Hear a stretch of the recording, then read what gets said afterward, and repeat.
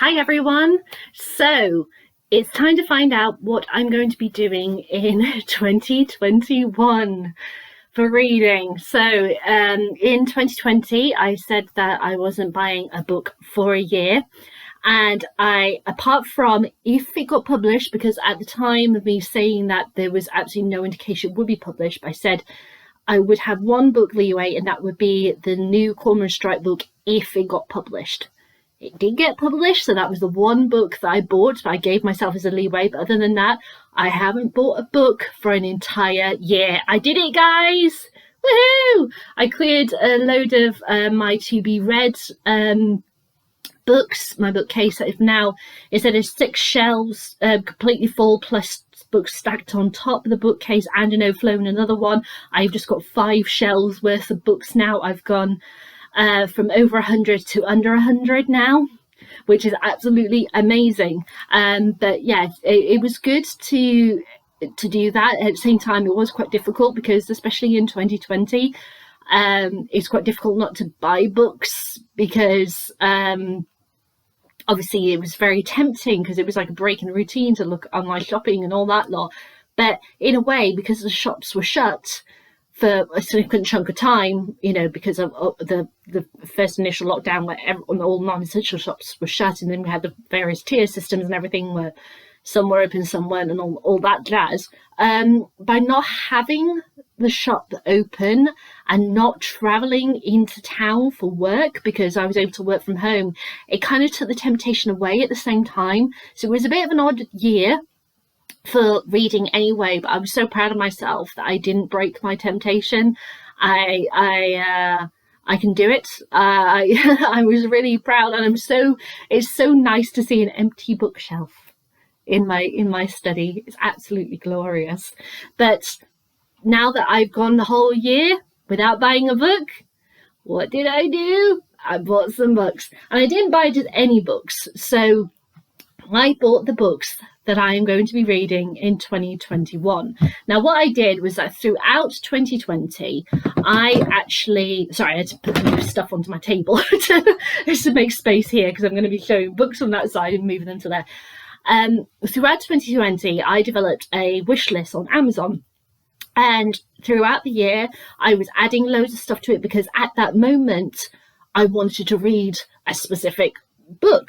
But then in the past few weeks, I've been going over that list. I've been pruning it. I've been taking away books, which at the time I wanted to read, but now I'm not that fussed about reading. I held some back for possibly another year, you know, that kind of thing. And I decided for 2021, I am going to read the books that I specifically had on my Amazon wish list, plus any books I got like for Christmas or in my birthday this coming June. So then that way, because my kind of words that I said as a possible hint was like wish and stuff like that. So it's any books that I've bought myself for 2021, and any books that are bought for me. I must read them in 2021. So that way, that shelf that's upstairs, that's empty in my to-be-read bookcase, remains empty, because once I get through these, they're no longer on the to-be-read. So it will go back to what I've got at the moment in my study. So I'm going to go through the books that I got for Christmas and the books that I have bought myself to read in 2021. These are in no particular order. They're just the order that I've pulled them out of the delivery boxes and then stacked in my house. Okay, but I will show you the 2 that I got from my sister for Christmas first. As those are separate out, I just caused an avalanche on my sofa. Right, so the first book that I got given was The Confessions of Franny Langton by Sarah Collins. My sister read this book at the beginning of this year. I had debated about buying this book before, you know, you remember in 2019 book haul, I did this massive order from Amazon, and this was actually one of the books on that list, which I, just as I did with this year, I pruned it. I kept it over a few weeks. I kept on tweaking it, and there were a few books that I held back. Well, this was one of those books, and then my sister read it, and she went, "Oh my god, this is fucking incredible! You have to read this book." So she got it for me for Christmas. because I couldn't buy it because of my challenge, and she bought me Lord of Shadows and Scythe for my birthday. So next time for buying me a present, what does she do? She gets me books. Yay! My sister's so perfect. So for Confessions of Fanny Langton, 1826, and all of London is in a frenzy. Crowds gather at the gates of the Old Bailey to watch as Franny Langton, maid to Mr. and Mrs. Benham, goes on trial for their murder. The testimonies against her are damning: slave, whore, seductress, and they may be the truth, but they are not the whole truth. For the first time, Franny must tell her story. It begins with a girl learning to read on a plantation in Jamaica, and it ends in a grand house in London, where a beautiful woman waits to be freed. But through her fevered confessions, one burning question haunts Franny Langton. Can she have murdered the only person she ever loved? My sister got through this in a few days, and she said it was absolutely incredible. So I'm very excited for that. And the other book that she got me was Queen of Air and Darkness by Cassandra Clare. So the Dark Artifices trilogy, I read the first one, Lady Midnight, at the beginning of 2020. I read the second book, Lord of Shadows, a few weeks ago, I think it was. Maybe about a month ago now. And then this is the final book in the trilogy, which she is very super excited for me to read. It's the largest size paperback print, but I don't care. I'm just glad to have it. So this is the end of the Dark Artifices trilogy, and the second book ended with all hell breaking loose, and it ended in the middle of a scene, which she has never ever done before in any of her books. So I'm like, oh damn, what's the third one gonna be like? So, but now I can find out. Okay, so those are the books that my sister bought me. So these are the books that I have bought myself. So I'm going to start with the hardback and larger sized paperbacks. So the first one is Sourdough by Robin Sloan. Now this one I got because of Ariel Bissett. She is a YouTuber and podcaster who I have mentioned many times on this channel, and she happened to be reading Sourdough. I think it was either last year or at the very beginning of this year, and she was buzzed about it and she was really enjoying it, and so I was like, oh, I'd quite like to give that a go. So it went on my Amazon wish list, and it's about a woman. Have we got actually here we go. Lois Clary is a software engineer at General Dexterity, a San Francisco robotics company with world-changing ambitions. She codes all day and collapses at night, her human contact limited to the two brothers who run the neighborhood hole-in-the-wall takeaway, from which she orders dinner every evening. Then disaster. Visa issues. The brothers close up the shop fast, and they have one last delivery for Lois. Their culture, the sourdough starter used to bake their bread. She must keep it alive, they tell her, feed it daily, play it music, and learn to bake with it.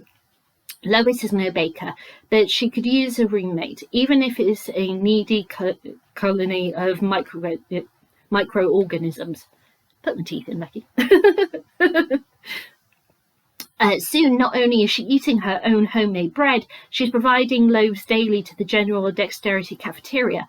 The company's chef urges her to take her product to the farmer's market, and a whole new world opens up. When Lois comes before the jury that decides which traders can sell what and where, she encounters a close-knit club with no appetite for new members. But then an alternative emerges, a secret market that aims to fuse food and technology. But who are these people exactly? Ariel was really enjoying this, and she actually encouraged her to start making bread, and she did a whole video of her making sourdough. So I'm quite excited to read that. Next one is Me and My Shadows, a family memoir by Lorna Luft. Lorna Luft was the second of three children to Judy Garland, and so she is the younger sister to Liza Minnelli and older sister to Joey Luft. And this is her memoir about her mum, which got made into an ABC two-part drama, which I really liked. And I just felt like I wanted to read about old Hollywood, and Judy Garland came to mind. I really like Judy Garland, and I've got a book about her by Gerald Butler, which is really great. But I thought it'd be interesting to read Lorna's book about her mum. So there we go. So Me and My Shadows. Then we've got 3 books that were all published this year, so they're all in hardback. So the first is The Midnight Library by Matt Haig. Now, this is a book which lots of people in the Facebook book club have been buzzing about. And it says, would you have done anything different if you had the chance to undo your regrets? And reading about this, I love the fact that inside it's got like an old library card. It's a picture, it's not an actual but it's got the old library card slip and everything with the stamps and a little envelope. I love that.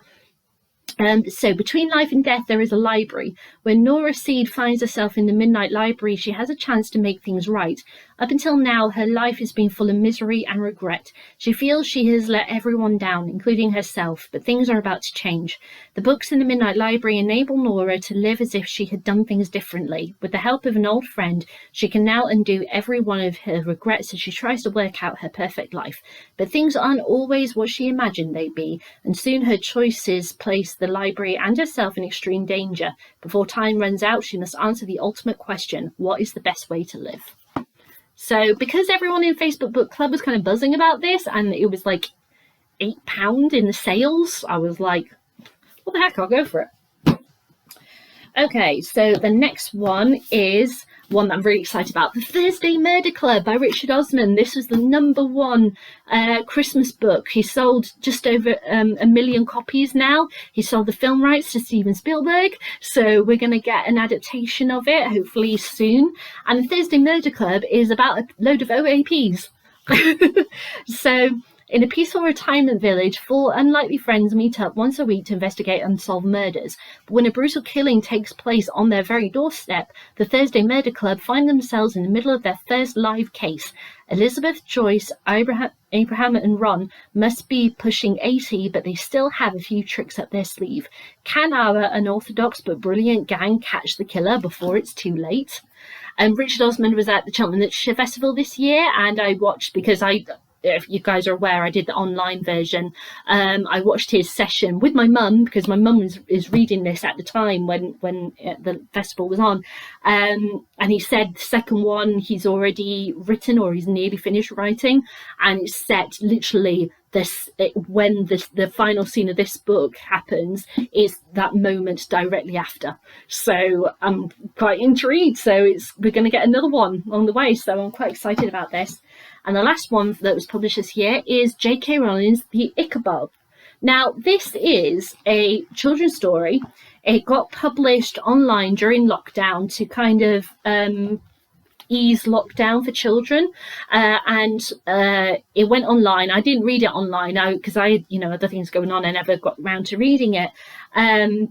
And what she's done is that she's had it published, but children have contributed all the illustrations within this book, which she handpicked out herself. So I'm quite intrigued to read this. I have absolutely no idea what's going to happen in this, because I never read it when it was online. So as far as I know, it's all about fairies and such.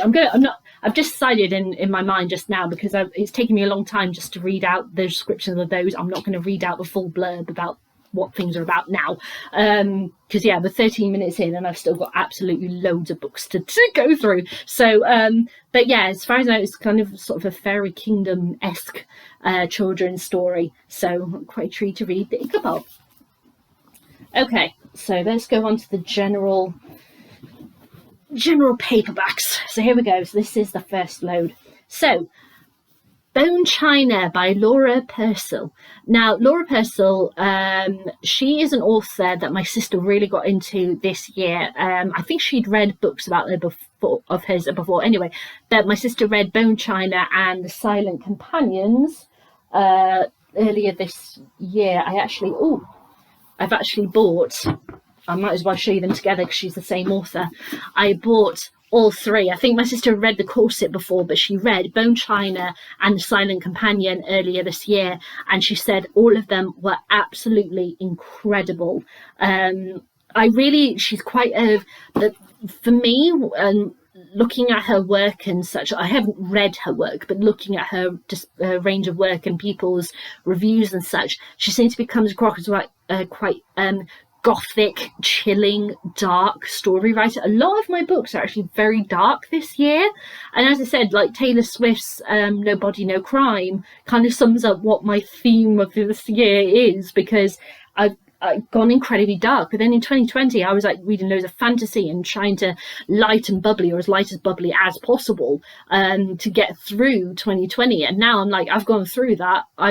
It's been a pretty dark year. I want to read some dark stuff.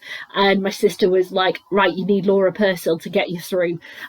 So I've got Bone China, The Corset, and The Silent Companions. Laura absolutely adored The Silent Companions and Bone China. She said they were incredible. So I'm trusting my sister. I've got a trio of books by Laura Purcell. So that's those ones.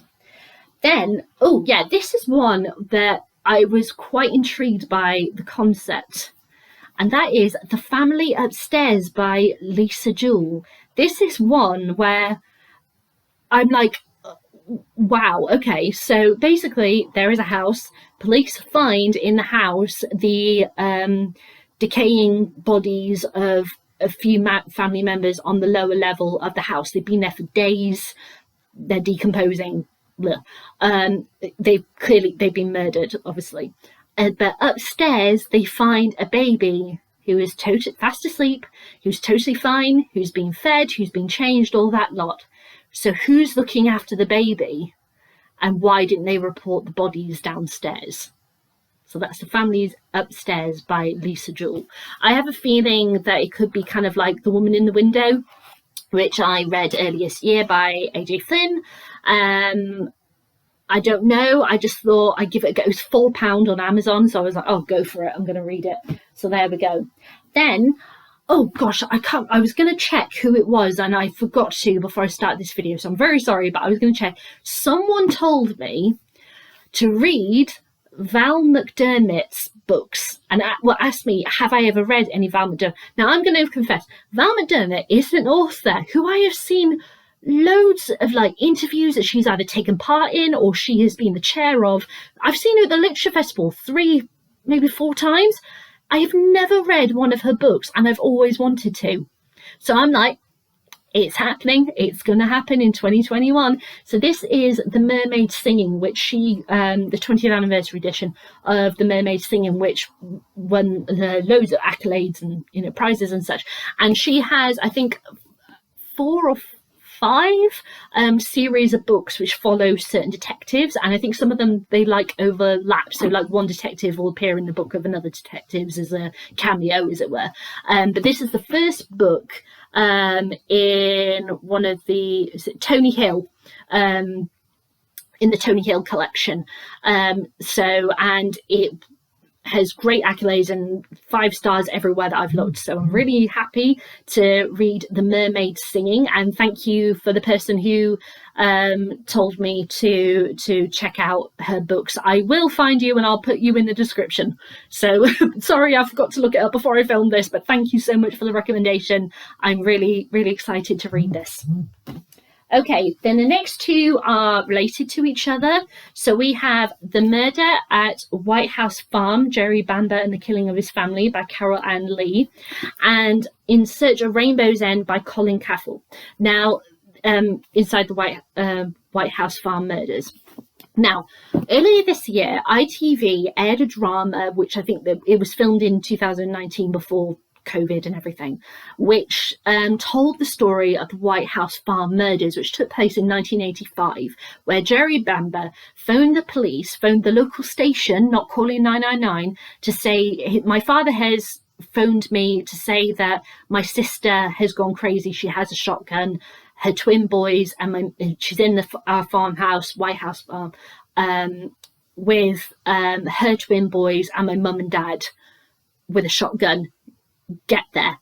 And when they arrived, the police ended up staying outside for like 4 hours because they thought there was someone moving about in the house, when it turns out there was nobody, and found all 5 victims dead. And it was believed that the sister had shot everyone and then shot herself, but then evidence didn't line up. Jeremy Bamber got put on trial, he was found guilty, and he was sent to prison for life.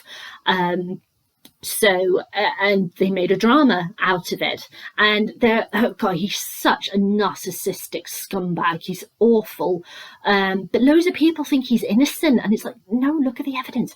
But this book, the Murders of White House Farm, is what the drama was based on. That this one, Colin Cathell, was actually the partner of Jeremy's sister and the father of her twins. And so this is his book about his partner, about his children, and what happened. And kind of both of them, this is the main book that was used for the drama, but kind of both of them were in, both books were kind of involved in the making of that drama. I would recommend the drama, but I wanted to also read the books that it was based on. It's a fascinating case, absolutely fascinating, and it's disgusting how his sister's mental health was used as a way, as an excuse for him to get away with murder. But clearly he murdered them. I'm sorry, he did it. I don't care how people think that he may be innocent. He did it. So I'm going to read the books and see what they say about the case. Then I've got 2 books by the same author who I read recently. It's Minette Walters, The Skull's Bridle and The Ice House. These 2 books were strongly recommended to me by my mum. Minette Walters, she wrote The Last Hours, the first of a 2-book series, historical book series that I read recently. And she's a very famous crime writer, and she is highly respected and very well known for her book The Skull's Bridle. And I distinctly remember my sister reading this when we were teenagers. She read my mum's copy, and this image of this woman dead in a bathtub with a skull's bridle, which is basically a cage for a woman's head in medieval times, with a bunch of metal which stuck right into her mouth to stop her, force her tongue down so she couldn't speak. It was like a punishment for women. And this whole case of why is she wearing that and who murdered her. I just distinctly remember that from like being a teenager, but I never read it. So now I'm reading it. And The Ice House is one that my mum said is the most chilling of her books. It's so creepy. She very strongly recommended this one. So this is about family that get found bodies in an ice house. The people of Stretch Village have never trusted the three women living up at the Grange, not since Phoebe Mayburn's husband suddenly inexplicably vanished. But 10 years later, a corpse is discovered in the grounds, and Phoebe's nightmare begins. For once they have identified the body. The police are determined to charge her with murder. So did she actually murder her husband? So yeah, I'm very intrigued to read Minette Walters' single book narratives rather than historical fiction split over 2 books, and see what her crime writing is like in a modern setting and as 1 book narrative. So Minette Walters there. Okay, so next we have this a classic sci-fi, The Midwitch Cuckoos by John Wyndham. So this, you may not recognize the name, but you might know the story. If you have watched The Village of the Damned, then you know this story. They renamed it for the film. I don't know exactly why, but I really love Village of the Damned. I think it's a great, great film. My dad introduced it to me when I was about 15, and I just love the concept of this village that everyone's fine, and then everyone kind of like falls over and sleeps for a while, and they wake up and like nothing's changed, but they kind of, you can't get out of the village and people can't really enter the village, and then suddenly all the women fall pregnant at the exact same time. And I was just like, God, that is so weird. So yeah, these weird things start happening in this village, and suddenly all the women get pregnant at the exact same time, regardless if they've had sex or not. So yeah, I really wanted to read The Midwitch Cuckoos. It just stood out in my mind, like just all of a sudden I just went, I really want to read The Midwitch Cuckoos randomly, and I put it on my Amazon wish list, and I still want to read it, so let's read it. Right, so then we've got 3 murder related books, 1 that's non-fiction and 2 that are fiction. So first of all, Hunting Evil, Inside the Ipswich Serial Murders. So it's by David Wilson and Paul Harrison. Now, David Wilson is a very, very, very well respected serial killer expert. He's like the #1 expert. He's written a few books, and I haven't fully read his books, but I think he's a great writer, and he's on all like crime related UK based documentaries all the time. So he's, you know, he knows his stuff. And the Ipswich murders, I watched a documentary about it earlier this year, and I just felt like I wanted to read about it. And I distinctly remember when the Ipswich murders happened. It was at Christmas, and it was when I was living at home in late 2006, and every day it was like, another body's been found, another body has been found, and then one day 2 bodies were found, because in a way by accident, because one body was found and the helicopter was kind of like going over the scene, looking at it from above, and the people in the helicopter just happened to look in a certain direction and went, there's another body. They realized there were 2 bodies that day, and it was just unreal. It was like every day there's another body, there's another body. And the investigation that happened was just so interesting to see from this documentary, and also interesting to see how papers and, you know, journalists reacted to this going on at the time, because I watched the news every day. I saw, you know, things that got said, things that got published, and so I thought it'd be quite interesting to read a book about it. So I'm going to read Hunting Evil by Paul Harrison and David Wilson inside the Ipswich serial murders. See, I told you it was going to be a dark year. Then I have got The Murder of Harriet Mockton by Elizabeth Haynes, and If We Were Villains by M.L. Rio. So this is, these 2 books are about murder, as you can probably guess. So The Murder of Harriet Mockton. It says, on the 7th of November 1843, a young woman is found poisoned behind a chapel she regularly attends in Bromley, Kent. Drawing on the original coroner's report and true witness testimonies, Elizabeth Haynes builds a compelling picture of Harriet Mockton's final days through the eyes of those closest to her, her fellow teacher and companion and would-be fiancé, her seducer and her former landlord and lover. All are suspects, and each has a reason to want her dead. Brimming with lust, mistrust and guilt, this is a masterclass for suspense of one of our greatest crime writers. So yeah, I'm quite intrigued to read that one. And If We Were Villains by M.L. Rio is basically, what do you do when you have somebody who loads of people want to be killed, a young actor with a bunch of Shakespearean actors, and any one of them could be a suspect. You get this. If We Were Villains, for some reason that just sounds brilliant, having a crime happen between a bunch of Shakespearean actors. I don't know why, it just makes me smile. I'm really quite excited to read If We Were Villains. And a bit more of a lighter front, we have Bernardine Evaristo, Girl, Woman, Other. Now this was a book which I saw Bernardino at the Cheltenham Literature Festival in 2019. She had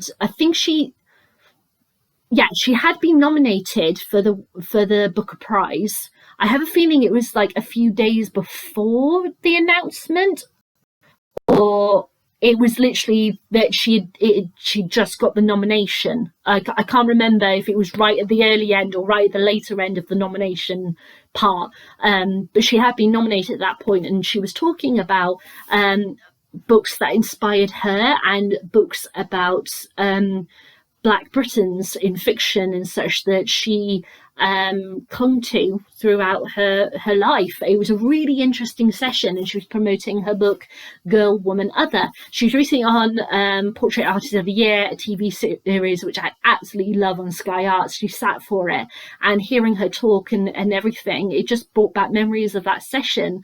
And it so happened in that session, because that was the year where I decided that I wouldn't buy any books at the Cheltenham Literature Festival, because I was wanting to save money and such. So I was like, no, I won't buy any books at the Cheltenham Literature Festival. If I had been, I would have bought this book, and I never got around to it.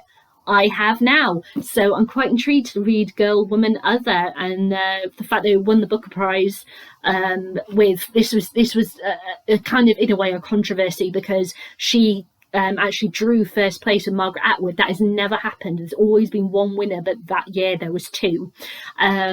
So yeah, so this is about black women in British life, in histories and such. I don't know if they're in different time periods, these different women, or if it's all in one, but it's about being black, being British. I'm really intrigued to read it. Okay, right, I'm on my last row of books, guys, so let's grab these four. So we've got a couple of ghost stories. So the first one is The Coffin Path by Catherine Clements. I don't know why, but this book cover clearly is kind of like Scotland-esque, but it kept on reminding me of the Yorkshire Moors, and then Wuthering Heights kept on coming into my head, and therefore, because I love Wuthering Heights, I had to add this to my Amazon wish list, even though it's probably not related whatsoever, but I had to. I know, it sounds silly. Maybe you've heard the tales of the Scarcross Hall, the house on the old coffin path, the winds of the village, the moortop. They say there's something up there, something evil. Well, it said the moors, so that's probably why in my brain I was like, oh, it's Wuthering Heights. Although it's not, but you know what I mean. Mercy Booth isn't afraid. The moors and Scarcross are her home and lifeblood, but beneath her, certainly, small things are beginning to trouble her.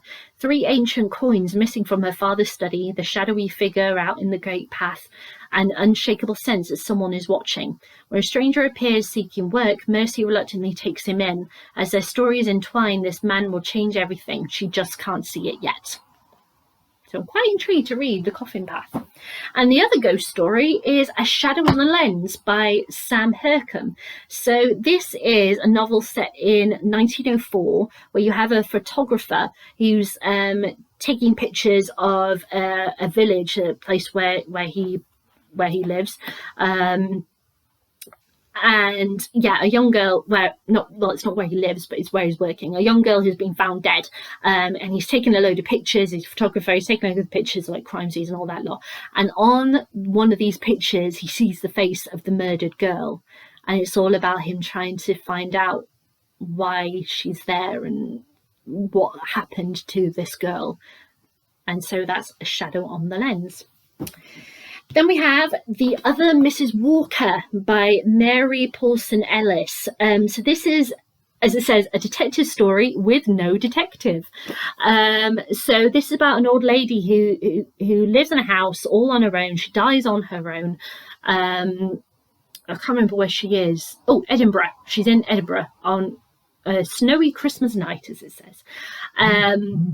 And yep, so she's passed away, and a few days later, so it said a few days later, a middle-aged woman arrives back in the city she thought she'd left behind, her future uncertain, her past in tatters.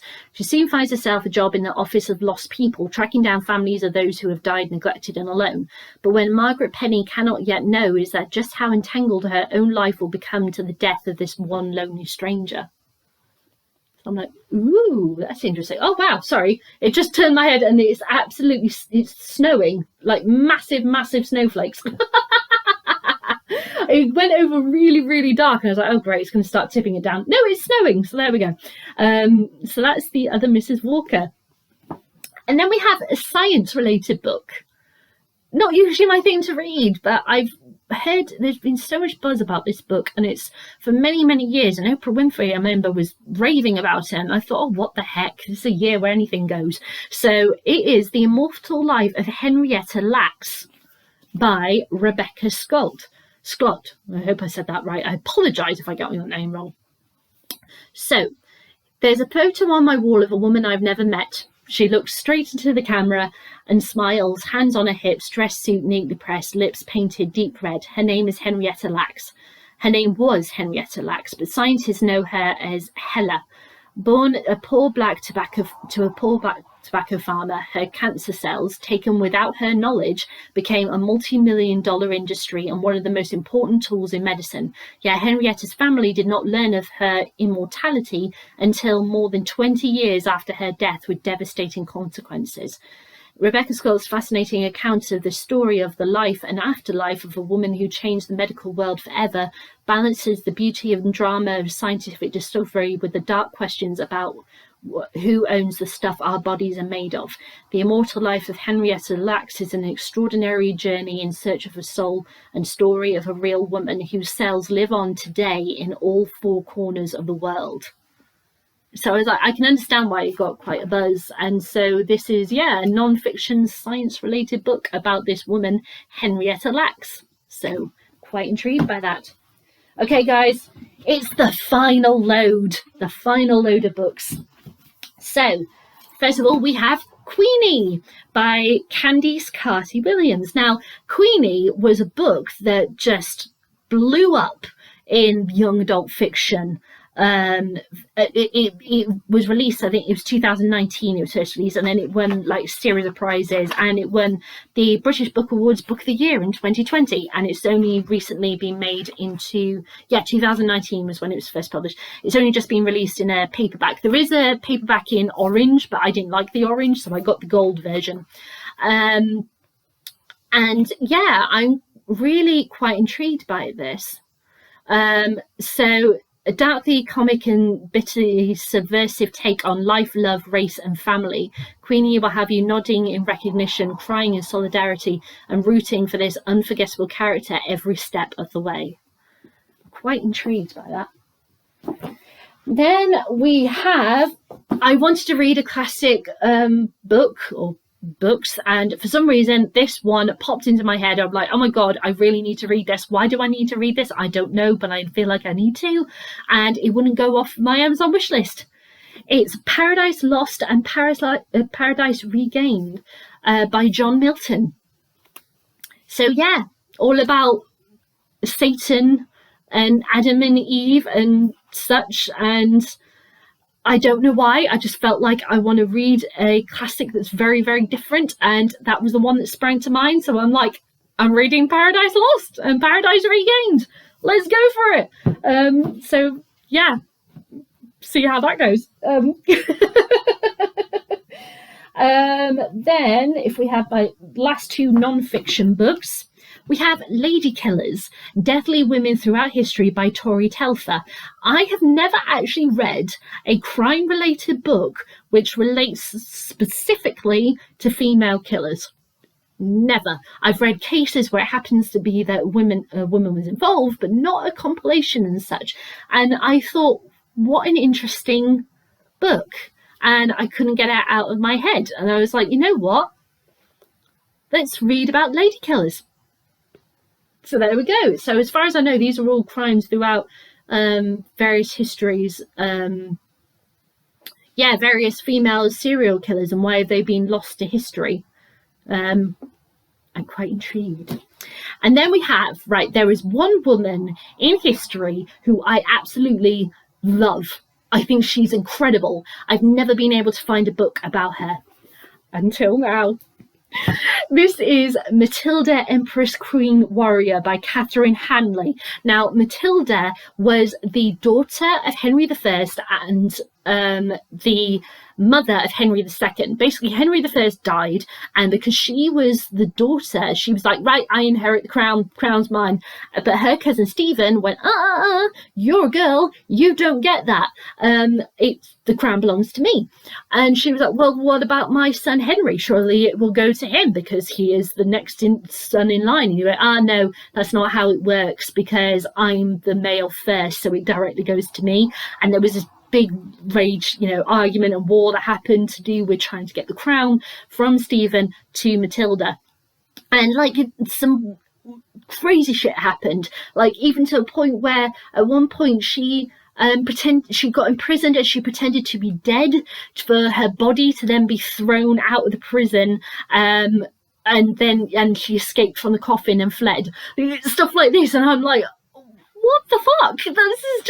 It's an absolutely crazy, crazy stuff that she did. But my God, she was a badass. And now I've got a biography of her. I'm so excited to read it. So yeah, Matilda. Right, so we've got 6 books left, guys. So These are all fiction, all different types of fiction. So then we have The Haunting of Hill House by Shirley Jackson. Now, I know I read We Have Always Lived in the Castle by Shirley Jackson earlier this year, and I didn't get along with it, but I wanted to give her another go. And I really got into The Haunting of Hill House on Netflix this year. I know it's like 2 years old, but I never got round to it. And I really got into that. And I knew, obviously, it is a modern telling and they've changed stuff and all that lot, but I really wanted to read the original text. And I was like, well, I wanted to give Shirley Jackson another go, so why don't I have a go with The Haunting of Hill House? So I'm quite intrigued to read The Haunting of Hill House. Talking about Hill House, and this is a group of like ghost experts go to the house and see what they see and learn what they learn. And yes, so I thought I would give that a go. So there's another ghost story. I've got like 3 or 4 ghost stories in my collection this time. Then we have Daisy Jones and the Six by Taylor Jenkins Reid. Now, I fell absolutely head over heels in love with Taylor Jenkins Reid's book, The Seven Husbands of Evelyn Hugo. And I thought it was wonderful. So I was like, I really need to read another one of her books. And Daisy Jones and the Six, I got recommended. And so I thought, all right, I'll check it out. My sister read this after she read Evelyn Hugo. I had recommended Evelyn Hugo to her, which she adored. And then she read this and she really didn't get along with it. And she said it's such a shame, given the way, because it's structured very, very differently. This follows a rock group in like the 1960s. And it's kind of like a documentary kind of esque way of telling their story, and there's actually a TV version that's in the process of being made at the moment, which I'm quite intrigued by. So I'm not sure how I'm going to feel about this one because it's very different than Evelyn Hugo, but I'm still excited to read Daisy Jones and the Six.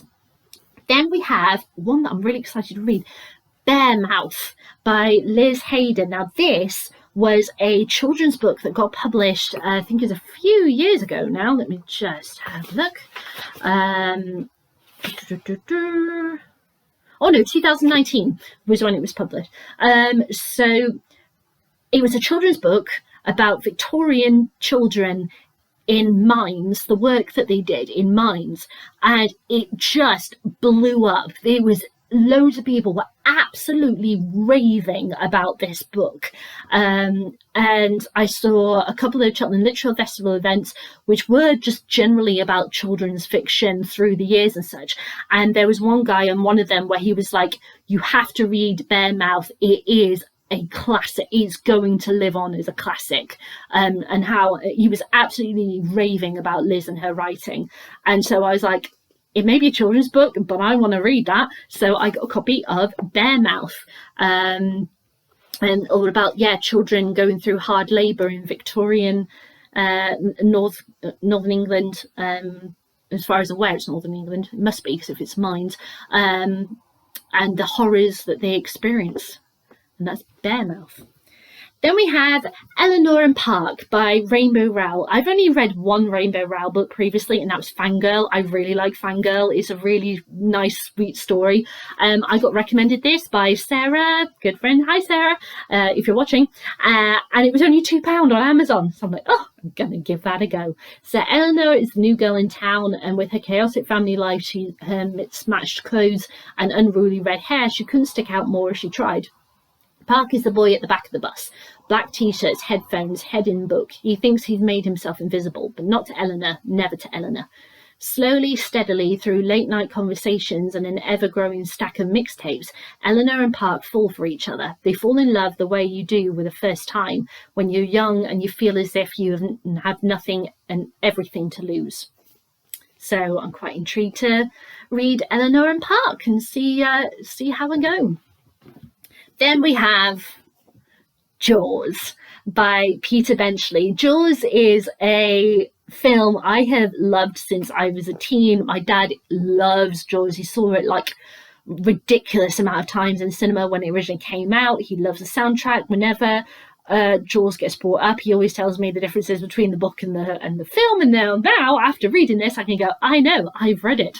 But Jaws follows an island where they're being terrorized by a giant shark, and this is the poster from the film version that Steven Spielberg released in what, it was 75, was it? I think it was. I might be wrong. But yeah. So I want to give Jaws a go. I thought it'd be quite an interesting read for 2021. So yeah, there we go, Jaws. And the final book, the absolute final book, is The 7 Deaths of Evelyn Hardcastle. I loved The 7 Husbands of Evelyn Hugo this year. Then we got The 7 Deaths of Evelyn Hardcastle by Stuart Turton. So this is this I'm really intrigued by. This got the Costa Book Awards for 2018, and it basically is about a woman who is killed at a party, and there's this situation where Adrian Bishop is basically, he's witness to, well, not witness, there's a party going on and Evelyn gets killed at the party, and he kind of has to relive the day over and over and over again to try and figure out who killed Evelyn Hardcastle. And this follows him reliving that day over and over and over again to investigate what happened to Evelyn and finally uncover her killer and why they killed her. So she's died hundreds of times, as it were, because he's relived it over and over again.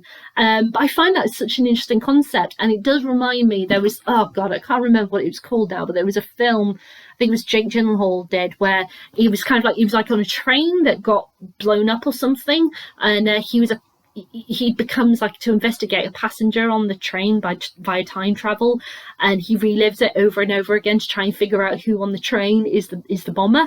It kind of reminded me of that. I've never seen that film, as you can probably tell from my very vague description. I probably got it completely wrong. But I love that kind of dark, sinister thing about that, of this woman, Evelyn Hardcastle, and what happened to her. So I'm really excited to read it.